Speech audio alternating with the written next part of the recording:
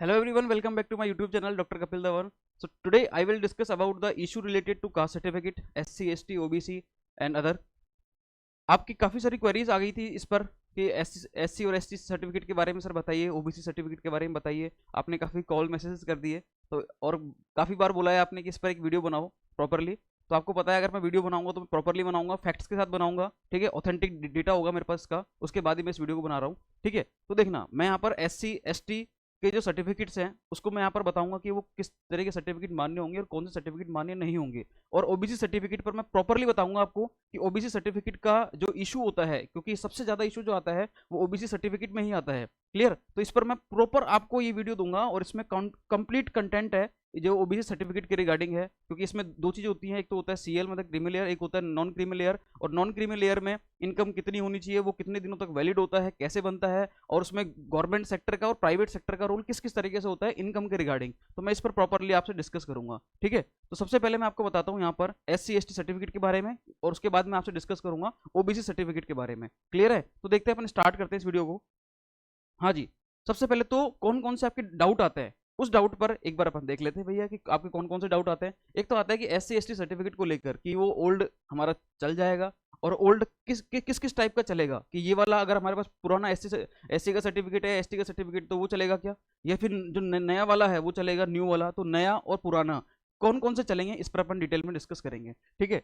चाहे SC का हो चाहे ST का हो। ओबीसी सर्टिफिकेट जो है इसमें दो होते हैं, CL और NCL, ठीक है। और इसमें ये आपके डाउट आते हैं कि चेंजेस आफ्टर जो 2014 2014 के बाद जो चेंजेस आए वो किस तरीके से आए, वो उस पर अपन डिस्कशन करेंगे। कि पहले तो दो सर्टिफिकेट अलग अलग बनते थे, ओबीसी का अलग बनता था, एनसीएल का अलग बनता था, बाद में वो दोनों मर्ज होकर एक ही सर्टिफिकेट बनता है वो, ठीक है। इस पर अपन डिस्कशन करेंगे। और एनसीएल का क्राइटेरिया क्या है भैया, कि कौन नॉन क्रीमी लेयर में आएगा, और इनकम वाला क्राइटेरिया कि कितनी इनकम होनी चाहिए, और वो किस किस फील्ड की होनी चाहिए, और किन किन की होनी चाहिए आपकी फैमिली में भी, ठीक है। और वैलिडिटी तो पर अपन इस पर डिस्कशन तो करेंगे ही करेंगे। क्लियर है? सबसे पहले स्टार्ट करते हैं अपन SC ST सर्टिफिकेट पर। तो देखो, मैं आपको बता दूं पहले थोड़ी सी बात यहाँ पर, ठीक है। जो कोई सा भी कास्ट का सर्टिफिकेट हो, कोई सा भी कास्ट का सर्टिफिकेट हो, वो आपका जब आपने फॉर्म अप्लाई किया था तो उस डेट से पहले का होना चाहिए, पहली बात। अगर वो उस डेट से बाद का है तो देखो उस पर फिर मैं अलग से भी बात करूंगा, लेकिन पहले तो दिमाग में ये रहनी चाहिए कि आपने जब फॉर्म भरा था तो उस फॉर्म से कि फॉर्म की जो डेट है, फॉर्म की डेट है उससे पहले का आपके पास कास्ट सर्टिफिकेट होना चाहिए। लेकिन यहाँ पर राजस्थान गवर्नमेंट ने एक ऑर्डर और निकाल दिया था 2022 में, आज से लगभग 1.5 साल पहले।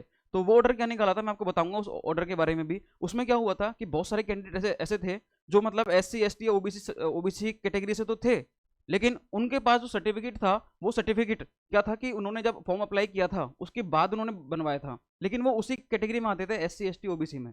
तो भैया दिक्कत हो गई, तो बहुत सारे स्टूडेंट परेशान हुए, ठीक है। तो उसके बाद फिर राजस्थान गवर्नमेंट ने एक ऑर्डर निकाल दिया कि देखो, अगर कोई कैंडिडेट एप्लीकेशन फॉर्म भरने की जो डेट है उससे पहले का अगर कास्ट सर्टिफिकेट उसके पास नहीं है, लेकिन वो जेन्युइनली उसी कैटेगरी में आता है, तो क्या करना पड़ेगा उसको। अगर उसने उसका पास कास्ट सर्टिफिकेट उस एप्लीकेशन फॉर्म की डेट से पहले का है तो कोई इशू है ही नहीं, लेकिन अगर उससे बाद का है या फिर बाद में बनाएगा वो, तो भैया ध्यान रखना, उसको एक एफिडेविट देना पड़ेगा, शपथ पत्र देना पड़ेगा, और उस एफिडेविट में मेंशन करना पड़ेगा उसको कि मैं इसी कैटेगरी से आता हूँ, और उसको उसके जो सपोर्टिव डॉक्यूमेंट है वो भी देने पड़ेंगे, ठीक है। लेकिन उसके बाद अगर वो कैंडिडेट सही पाया जाता है तो ठीक है, लेकिन अगर वो रॉन्ग पाया जाता है, गलत पाया जाता है, या फिर उसके साथ कोई इशू होते हैं, या उसने कोई रॉन्ग इन्फॉर्मेशन दे दी, तो भैया उसकी ज्वाइनिंग भी क्या हो सकती है, रद्द हो सकती है। मतलब उसको ज्वाइन करने नहीं दिया जाएगा, और अगर बाई चांस ज्वाइनिंग हो गई DV के बाद भी तो भी, और उसके बाद पता चला कि भैया ऐसा हो गया, तो उसके बाद भी उसकी ज्वाइनिंग रद्द हो सकती है। तो इसमें साफ साफ लिखा हुआ है वो ऑर्डर में, वो ऑर्डर में मैं आपको दिखा दूंगा। तो पहली बात तो आपके दिमाग में क्या है कि जो कास्ट सर्टिफिकेट है वो आपका एप्लीकेशन फॉर्म की डेट से पहले का होना चाहिए, और अगर नहीं है तो आपको एफिडेविट देना पड़ेगा, लेकिन उसके लिए प्रॉपरली कंप्लीटली आप रेस्पॉन्सिबल होंगे, ठीक है। इसमें कोई इशू नहीं है। तो मैंने आपको दोनों बातें बता दी। अब मैं आता हूँ SC ST सर्टिफिकेट पर। देखो, ये सर्टिफिकेट हुआ, ये सर्टिफिकेट हुआ, ये होता है अपने, ये देखो ये दोनों SC ST के सर्टिफिकेट है, चाहे ये वाला हो चाहे ये वाला हो, ठीक है। ये वाला जो सर्टिफिकेट है ये अपने है स्टेट का, ये अपने क्या है स्टेट का, और ये है अपने सेंटर का। अब मैं यहीं पर एक बात और बता दूं आपको, बहुत सारे कैंडिडेट अपने ऐसे होंगे, ठीक है, मतलब जो जिन्होंने RPSC AP के लिए अप्लाई किया है, इनका एग्जाम हुआ है, बहुत सारे कैंडिडेट ऐसे होंगे जो मतलब जिन्होंने राजस्थान स्टेट का केवल यही एग्जाम दिया है, इससे पहले वो सेंट्रल लेवल के जो एग्जाम थे उनके लिए प्रिपरेशन कर रहे थे, या अदर स्टेट के लिए कर रहे थे। तो अगर वो सेंट्रल लेवल के लिए मतलब एग्जाम की प्रिपरेशन कर रहे थे, चाहे AP हो चाहे अदर जॉब्स हो, तो भैया उनके पास क्या होगा, उनके पास सेंटर वाला क्या होगा, कास्ट सर्टिफिकेट। तो उनके माइंड में एक चीज आएगी कि अगर हमारे पास सेंटर वाला सर्टिफिकेट है तो हमें स्टेट वाला सर्टिफिकेट बनाने की क्या जरूरत है, क्योंकि सेंटर का है तो वो तो सब स्टेट में वैलिड हो सकता है। लेकिन भैया सुन लो इस बात को ध्यान से, सेंटर वाला आरपीएससी में नहीं चलेगा, आपको यहाँ पर स्टेट का सर्टिफिकेट ही बनवाना है। तो वो कैंडिडेट जो केवल और केवल जिन्होंने अभी तक केवल सेंटर वाले एग्जाम दिए हैं, जिन्होंने अभी तक केवल सेंटर वाले एग्जाम दिए हैं, स्टेट वाले नहीं दिए, केवल यही एग्जाम दिया है, ये फर्स्ट टाइम इसमें वो उन्होंने अप्लाई किया है, तो उस केस में वो अपना स्टेट वाला सर्टिफिकेट भी बनवा लें। उनके पास दोनों है तो बहुत अच्छी बात है। केवल सेंटर वाला है तो सेंटर वाले से काम नहीं चलेगा, आरपीएससी में दिक्कत हो सकती है डीवी के टाइम पर, तो आप स्टेट वाला सर्टिफिकेट भी, स्टेट वाला जो कास्ट सर्टिफिकेट है उसको भी बनवा लें। क्लियर है, तो मैंने यहाँ पर ये बात भी आपकी क्लियर कर दी है।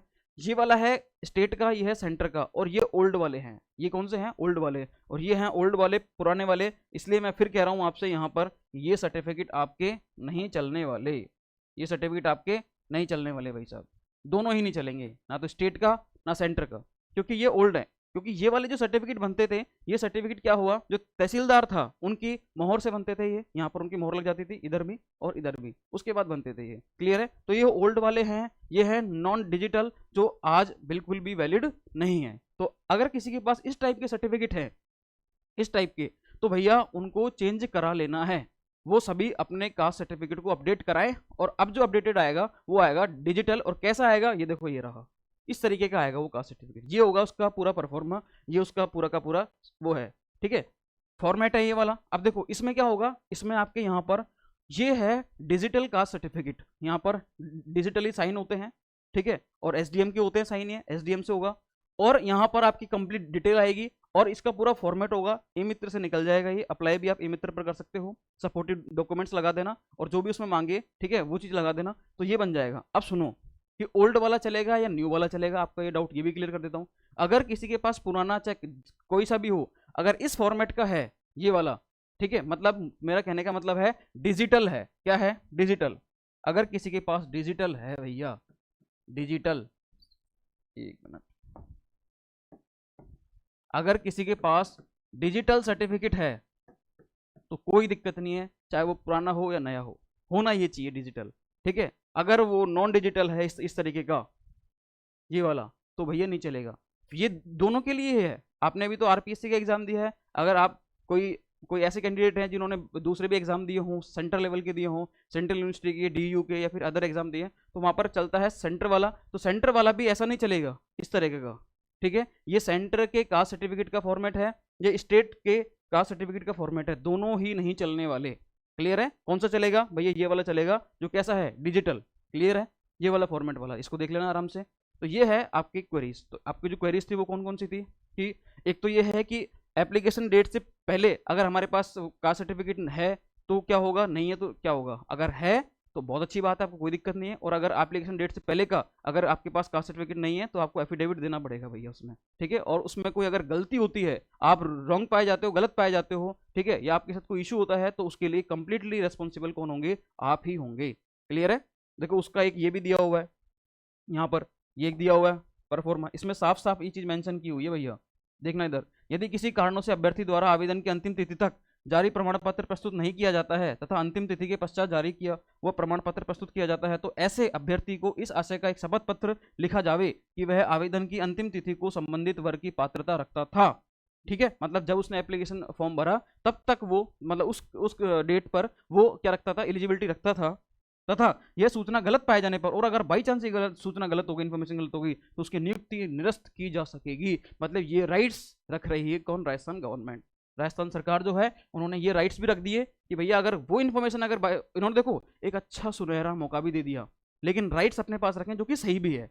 और इस बात से बहुत सारे कैंडिडेट को फायदा भी होगा, क्योंकि उनके पास क्या होता है, कई बार कास्ट सर्टिफिकेट नहीं होता और वही एग्जाम की लास्ट डेट होती है, और वो किसी भी एक दिन में तो बनता नहीं है ये, ठीक है। तो अगर उस डेट में नहीं बना तो फिर क्या करेंगे, तो अप्लाई तो करो, लेकिन उसके बाद क्या करना, वो कास्ट सर्टिफिकेट जमा करा देना, ठीक है। लेकिन बस इन्फॉर्मेशन सारी क्या होनी चाहिए, राइट होनी चाहिए, करेक्ट होनी चाहिए। उसमें अगर कोई इशू होता है तो फिर रेस्पॉन्सिबल कौन होगा, वो खुद कैंडिडेट होगा, और उस केस में उसकी जो नियुक्ति है, ज्वाइनिंग है, जो भी है, सब कुछ निरस्त किया जा सकेगा बाय द राजस्थान गवर्नमेंट।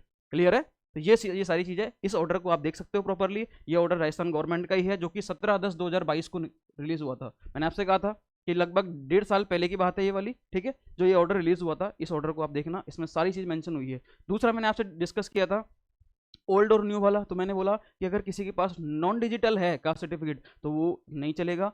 कौन सा चलेगा? डिजिटल वाला, ठीक है। ये तो हो गई एससी और एसटी कास्ट सर्टिफिकेट की बात। मेरे हिसाब से एससी और एसटी में आपको इससे ज़्यादा बात करने की जरूरत है ही नहीं, ठीक है। और ये आपको बता ही दिया, इसकी वैलिडिटी जो होती है वो होती है लाइफ टाइम। एक बार आपने बना लिया, उसके बाद आपको बनाने की जरूरत नहीं है इसको।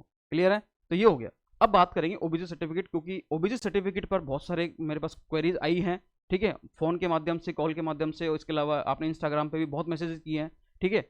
और यूट्यूब का कमेंट तो भरा हुआ है कि ओबीसी जो सर्टिफिकेट है इस पर सर एक वीडियो बना दो प्रॉपरली। तो उस पर मैं वीडियो बनाता हूँ। तो मैंने एससी एसटी ओबीसी तीनों को मैंने एक साथ कवर कर लिया ताकि सबके फायदा हो जाए, ठीक है। देखो, ओबीसी सर्टिफिकेट की बात करते हैं। पहले थोड़ा सा मैं इसका एक बैकग्राउंड बता दूं थोड़ा सा इसके बारे में, कि 2014 से पहले क्या होता था, मतलब ओबीसी सर्टिफिकेट जो बनता था वो दो बनते थे। एक तो बनता था ये वाला ओबीसी सर्टिफिकेट, एक बनता था आपके एनसीएल सर्टिफिकेट, ठीक है। ओबीसी सर्टिफिकेट जो होता था वो जस्ट ये मान लो कि वो एक तरह कास्ट सर्टिफिकेट जैसे अपने एससी एसटी का होता है, ठीक है। वैसे ही क्या होगा, वैसे ही क्या था, ओबीसी का सर्टिफिकेट था, ठीक है, ओबीसी का होता था सर्टिफिकेट। क्लियर है? तो ये तो हो गया कास्ट सर्टिफिकेट। अगर मैं इसकी प्रॉपरली बात करूं तो ये क्या है मेरे पास, ये एक तरीके का कास्ट सर्टिफिकेट है। ये एक मिनट, ये क्या है, ये भैया कास्ट सर्टिफिकेट है, ये कास्ट, ठीक है। और ये वाला जो है ये है एनसीएल सर्टिफिकेट, जिससे आपको, एनसीएल का मतलब होता है नॉन क्रीमी लेयर, जिससे आपको मतलब बेनिफिट मिलेगा, चाहे वो कट ऑफ में मिले चाहे अदर चीज में मिले, ठीक है। हाँ जी, इसमें तो कोई इशू नहीं था। ये सर्टिफिकेट जो होता था वो होता था लाइफ टाइम वैलिड, और ये चेंज होता था अकॉर्डिंग टू इनकम। क्लियर है? तो ये ऐसा होता था। लेकिन 2014 के बाद क्योंकि कैंडिडेट को भी दिक्कत, तो इससे क्या था, इससे कैंडिडेट को तो प्रॉब्लम होती थी, लेकिन और साथ ही साथ जो डॉक्यूमेंट वेरिफिकेशन होता था, डीवी होता था, तो वहां पर जो बैठते थे लोग, जो मेंबर्स बैठते थे, उनको भी काफी प्रॉब्लम होती थी कि दो दो सर्टिफिकेट को देखना, फिर उनको वेरीफाई करना। तो क्या होता था, एक समय बहुत लंबा खिंचता था, ठीक है। तो ये टाइम टेकिंग प्रोसेस होती थी, जिससे वो भर्ती थोड़ी लंबी भी खिंच जाती थी, क्योंकि ओबीसी के कैंडिडेट आप जानते हो कि बहुत सारे हैं। तो इस वजह से, हाँ जी, इस वजह से क्या किया, 2014 के बाद दोनों को मर्ज कर दिया गया, ओबीसी सर्टिफिकेट को और एनसीएल सर्टिफिकेट को। जब इनको मर्ज किया तो उसके बाद क्या हुआ, इन्होंने कुछ रखा क्राइटेरिया। इन्होंने बोला कि दो होंगे, एक तो होगा क्रीमी लेयर, एक होगा नॉन क्रीमी लेयर। क्लियर है? अब जो क्रीमी लेयर है उसमें तो देखो कोई दिक्कत है ही नहीं, ठीक है, क्योंकि वो तो सब जानते हैं। अगर किसी की इनकम बहुत ज़्यादा है तो उसमें एक रखा इन्होंने क्या क्राइटेरिया, कि अगर 8 लाख से ज़्यादा इनकम है तो भैया वो तो आगे क्रीमी लेयर में, ठीक है। और अगर 8 लाख से कम है तो उसमें इन्होंने फिर बहुत सारे फैक्टर रखे, कि अगर कोई गवर्नमेंट सेक्टर का है तो उसकी 8 लाख से कम इनकम है तो उसका क्या करना है, कोई अगर प्राइवेट सेक्टर में है तो वो कैसे काउंट करेंगे, इनकम किसकी काउंट करेंगे, मतलब फैमिली में भाई भी हैं, बहन भी हैं, फैमिली में मम्मी पापा भी हैं, तो किस किस की इनकम उसमें काउंट करें। जो 8 लाख वाला क्राइटेरिया है उसमें किस किस की इनकम अपन को काउंट करनी है। तो वो सारी बातें मैं यहाँ पे आपसे डिस्कस करूंगा आज इसी वीडियो में, ठीक है। उसकी वैलिडिटी कब कब रहेगी, किस किस तरीके से रहेगी, और प्राइवेट सेक्टर गवर्नमेंट सेक्टर का, और मैं प्रॉपरली इसमें क्या करूंगा, डिस्कशन करूंगा। क्लियर? देखो, तो ये तो इसमें कोई दिक्कत नहीं। 2014 के बाद क्या हुआ था, दोनों को मर्ज कर दिया था यहाँ पर, ठीक है। उसके बाद क्या हुआ, इन्होंने बोला कि एनसीएल जो होगा, एनसीएल नॉन क्रीमी लेयर वाले जो होंगे, उसमें केवल जो इनकम काउंट होगी वो किसकी होगी, फादर की और मदर की। इसके अलावा आपके जो भाई हैं, ठीक है, उनकी इनकम इसमें काउंट नहीं होगी, केवल मम्मी पापा की इनकम इसमें देखी जाएगी। और वो इनकम कितनी होनी चाहिए, 8 लाख पर ईयर, मतलब एक साल की 8 लाख से ज्यादा नहीं होनी चाहिए। और ये पिछले 3 सालों की देखी जाती है कि पिछले 3 सालों तक उनके 8 लाख से कम है क्या। अगर किसी ईयर में उनकी 8 लाख से ज्यादा बढ़ जाती है तो भैया वो एनसीएल में नहीं आते, फिर उनको सीएल में आना पड़ेगा, उनको आना पड़ेगा क्रीमी लेयर में, वो एनसीएल में नहीं रहेंगे, ठीक है। अब इसमें मैं बात करूंगा कि बहुत गवर्नमेंट जॉब वाले जो लोग हैं और नॉन गवर्नमेंट, मतलब किसी की मम्मी पापा अगर गवर्नमेंट जॉब में हैं तो उनकी इनकम अपन किस तरीके से देखेंगे और कौन सी इनकम देखेंगे, और अगर कोई नॉन गवर्नमेंट जॉब में है, मतलब प्राइवेट सेक्टर में है, तो उनकी इनकम किस तरीके से देखी जाती है, इस पर अपन डिटेल में वो डिस्कस करते हैं। देखिए, यहाँ पर मैं बात करता हूँ, सबसे पहले बात करूंगा मैं किसकी, गवर्नमेंट सेक्टर की। अब गवर्नमेंट जॉब्स जो होती हैं वो क्लास 1 होती है, जैसे कि आप जो असिस्टेंट प्रोफेसर बनोगे, जो असिस्टेंट प्रोफेसर आप बनोगे, तो वो क्लास 1 ऑफिसर ग्रेड की जॉब है, ठीक है। मतलब क्लास 1 में कौन आते हैं, जनरली ऑफिसर्स आते हैं इसमें, ठीक है, ऑफिसर ग्रेड की जॉब है भैया ये। क्लियर है? तो क्लास 1, क्लास 2, क्लास 3, क्लास 4, इस तरीके की जो जॉब्स हैं, इसमें कौन तो आएगा सीएल में और कौन आएगा एनसीएल में, ठीक है। तो देखो इसको बताता हूं मैं। अगर क्लास 1 है, अगर मम्मी पापा की जॉब क्या है, क्लास 1 ऑफिसर्स है वो, ठीक है, असिस्टेंट प्रोफेसर हुए, डॉक्टर्स हुए, इस तरीके से। तो अगर इसमें आते हैं तो बोथ फादर एंड मदर, अगर दोनों की जॉब किस क्या है, क्लास 1 ऑफिसर की है, तो वो किस में आएंगे, एनसीएल में। और अगर किसी एक की भी, अगर, हाँ जी, अगर एक की भी जॉब क्लास 1 ऑफिसर की है तो भी एनसीएल में आएंगे। मतलब अगर आपकी फैमिली में मम्मी पापा दोनों या दोनों में से कोई भी एक क्लास 1 ऑफिसर है, तो उस केस में वो किस में आने वाले हैं, वो आएंगे भैया एनसीएल कैटेगरी में। किस में आएंगे वो, एनसीएल में। एक मिनट, हाँ जी, वो किस में आएंगे, सीएल में आएंगे। वो किस में आएंगे, सीएल में। वो आएंगे क्रीमी लेयर में, वो एनसीएल में नहीं आने वाले। वो क्लियर है। अगर दोनों में से किसी की भी एक की भी जॉब अगर कैसी है, हाँ जी, वो क्लास 1 ऑफिसर की है, तो वो आएंगे क्रीमी लेयर में। इधर बात करते हैं क्लास 2। क्लास 2 में क्या होगा, अगर पापा और मम्मी, फादर एंड मदर, दोनों की जॉब है, तो इस केस में तो आएंगे भैया वो यहाँ पर, ध्यान रखना भैया, इस केस में तो आएंगे वो किसमें, सीएल में। किसमें आएंगे, क्रीमी लेयर में। लेकिन फादर एंड मदर दोनों में से किसी एक की जॉब है, क्लास 2 वाली की केवल एक की जॉब है, तो वो किस में आ जाएंगे भैया, वो आ जाएंगे एनसीएल में, ये वाले। और ये भी किस पर डिपेंड करेगा, इनकम पर। ये भी ध्यान रखना भैया, depend on income, depends on income. तो मेरे हिसाब से देखो, इसमें अगर क्लास 1 ऑफिसर है किसी की एक की भी, तो उस केस में तो भैया वो किस में आ गए, सीएल में। अगर दोनों के दोनों अगर क्लास 2 में है, तो भी वो किस में आ गए, वो सीएल में। लेकिन किसी एक की जॉब है और वो क्लास 2 की जॉब है, तो उस केस में वो किस में आ गए, हाँ जी, वो आ गए एनसीएल में। लेकिन अगर क्लास 3 और क्लास 4 है, तो कोई समस्या ही नहीं है, वो किस में आने वाले हैं भैया, एनसीएल में। तो गवर्नमेंट सेक्टर में अगर आपकी फैमिली में मम्मी पापा हैं, तो वो किस किस तरीके से सीएल में और एनसीएल में आएंगे, ये सारी बातें मैंने आपको बता दी है। ठीक है, क्लास 3 और 4 में तो कोई दिक्कत ही नहीं, एनसीएल में आएंगे। क्लास 2 की बात करते हैं, तो क्लास 2 में अगर किसी एक की जॉब है, तो उस केस में वो एनसीएल में आएंगे, अदरवाइज वो सीएल में आएंगे। और क्लास 1 में तो एक, कोई भी अगर एक है, तो वो सीएल में ही आने वाले हैं। ठीक है, इसके अलावा और बात करते हैं हम। ये तो था गवर्नमेंट सेक्टर का। अब बात करते हैं प्राइवेट सेक्टर की। अब प्राइवेट सेक्टर में कौन कौन सी इनकम काउंट होती है पहले तो, ठीक है, और कौन कौन सी इनकम काउंट नहीं होती। तो वो तो मैंने बता दिया था कि फैमिली में अगर भाई बहन है, तो उनकी तो इनकम काउंट होगी नहीं। किसकी काउंट होगी, मम्मी पापा की। अब मम्मी पापा की भी कौन सी इनकम काउंट नहीं होगी, अगर कोई एग्रीकल्चर वाली इनकम है, सुना ध्यान से, मतलब खेती से जो इनकम होती है, वो भैया वो काउंटेबल नहीं होती, वो इसमें काउंट नहीं होगी। ध्यान रखना, ये वाली इनकम इसमें काउंट नहीं होगी। ये आपके दिमाग में रहनी चाहिए, आपको पता रहना चाहिए इस बात का। ठीक है, तो काउंट कौन कौन सी होगी भैया, प्रोफेशनल इनकम। अब भैया प्रोफेशनल में कौन सी, भैया आपके पास कोई बड़ा बिजनेस है, ठीक है, आपका मतलब कोई खुद की फैक्ट्री है, खुद की कोई कंपनी है, तो उस कंपनी जो है उसकी इनकम आपकी इसमें काउंट होगी। आपने कोई लैंड है वो रेंट पे दी हुई है, वो इनकम काउंट होगी। इंटरेस्ट काउंट होगा, अगर उससे कोई प्रॉफिट है तो वो काउंट होगा। मतलब ये टाइप की जो चीज़ें हैं, आपकी खुद की जॉब है, मतलब पापा की मम्मी कोई जॉब है, जॉब कैसी, मतलब उनकी खुद की कोई कंपनी है, ठीक है, या उस कंपनी के मालिक हैं, या फिर उनकी खुद की कोई फैक्ट्री है, तो उस केस में जहाँ से जो प्रोफेशनल है, रेंट है, इंटरेस्ट है, प्रॉफिट है, ये सारी चीज़ें क्या होंगी इनकम में, जो 8 लाख वाला क्राइटेरिया उसमें काउंट होता है ये। ठीक है, अगर वो 8 लाख के अंदर आ रहे हैं, तो भैया वो क्या है, एनसीएल है, मतलब नॉन क्रीमी लेयर है। और अगर 8 लाख से ऊपर जा रहा है, तो वो सीएल में आ जाते हैं फिर। क्लियर है। इसके अलावा एक बात और बता दूं मैं आपको कि कॉन्स्टिट्यूशनल अथॉरिटीज़ ये किस में आती हैं भैया। आपकी फैमिली में मम्मी पापा में से कोई क्या है, प्रेसिडेंट हैं फैमिली में, या फिर क्या है, वाइस प्रेसिडेंट। ऐसा तो खैर बहुत रेयर ही होगा। ठीक है, राष्ट्रपति, उपराष्ट्रपति, जज, या फिर गवर्नर, राज्यपाल, अगर ये हैं, तो भैया फिर तो कोई कहने की जरूरत ही नहीं कि वो किस में आने वाले हैं, क्रीमी लेयर में। वो आने वाले किसमें, सीएल में। ठीक है, ऐसा है किसी के अगर हो तो कोई कमेंट करना मेरे को, ठीक है, मुझे मिलना रहेगा उनसे ठीक है, तो ध्यान रखना कि कॉन्स्टिट्यूशनल अथॉरिटीज में है, तो वो किस में आएंगे, वो भैया सीएल में आएंगे, ओबीसी क्रीमी लेयर में। क्लियर। हाँ जी, यहाँ पर अपन और बात करते हैं कि ओबीसी सर्टिफिकेट के बारे में बात करते हैं। इसकी वैलिडिटी कितनी होती है, इसकी वैलिडिटी 6 मंथ की होती है। लेकिन ऐसा नहीं है कि ऐसा तो फिर आप हर 6 महीने में इसको बनाओगे। लेकिन अगर किसी की इनकम प्रॉपर वही है, जो मतलब लगातार चलती आ रही है, वही इनकम है, इनकम चेंज नहीं हुई है, तो उस केस में क्या कर सकता है वो 3 साल तक कंटिन्यू, मतलब एफिडेविट देकर इसकी जो वैलिडिटी है वो 3 साल तक इंक्रीज कर सकते हैं। जैसे वैलिडिटी तो है इसकी 6 मंथ, लेकिन एफिडेविट दिया, ठीक है, एफिडेविट आपने दिया, तो उस केस में आप क्या कर सकते हो, इसकी वैलिडिटी को इंक्रीज कर सकते हो। साथ ही साथ उसके साथ आपको इनकम सर्टिफिकेट लगाना पड़ेगा। जब आप एफिडेविट दोगे, तो एफिडेविट के लिए क्या लगेगा, इनकम सर्टिफिकेट। और उस इनकम सर्टिफिकेट में आपकी इनकम, मतलब मम्मी पापा की जो इनकम है जो आप लगा रहे हो, वो चेंज नहीं होनी चाहिए भैया। अगर वो चेंज हो गई, तो फिर वो बात खराब हो जाएगी। ठीक है, मतलब इनकम सर्टिफिकेट जो लगेगा, उस इनकम सर्टिफिकेट के बेस पर आप एफिडेविट बनाओगे, और वो एफिडेविट के बेस पर आपका जो 6 मंथ वाला कास्ट सर्टिफिकेट था ओबीसी वाला, ठीक है, वो जो ओबीसी एनसीएल वाला था, वो क्या हो जाएगा, हाँ जी, वो वैलिड हो जाएगा, एक्सटेंड हो जाएगी उसकी वैलिडिटी। क्लियर है, ये सारी बात है।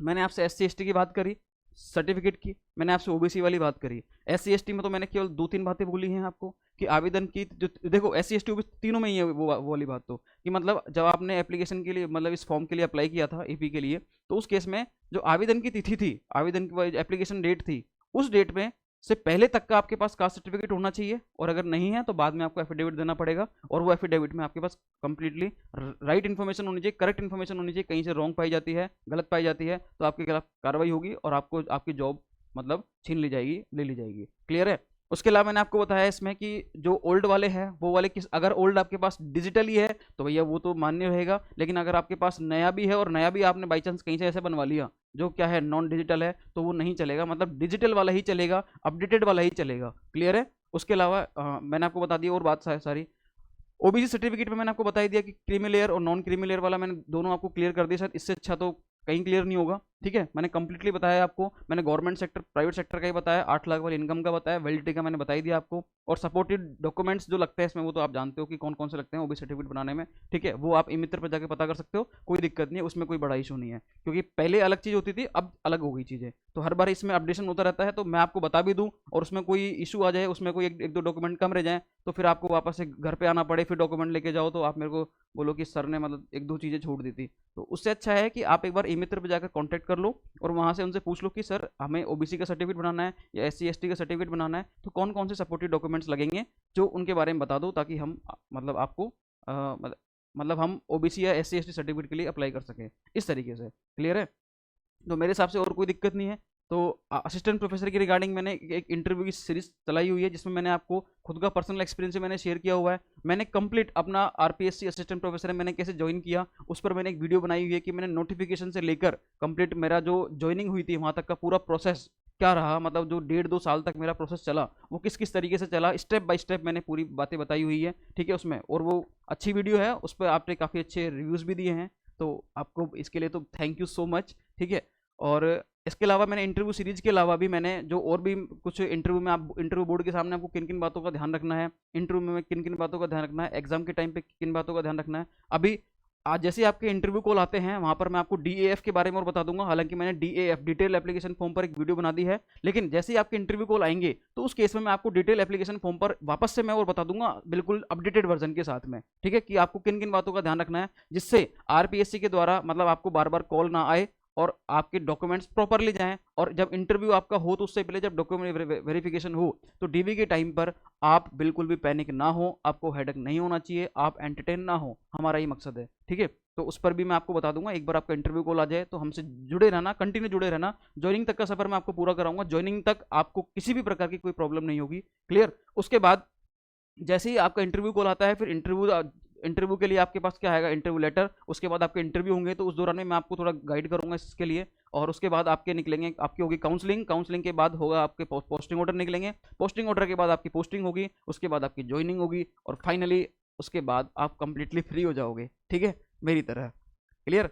तो उस पर भी मैं एक प्रॉपर वीडियो बनाऊंगा और प्रॉपर आपको गाइड करूंगा, तो हमसे जुड़े रहिए।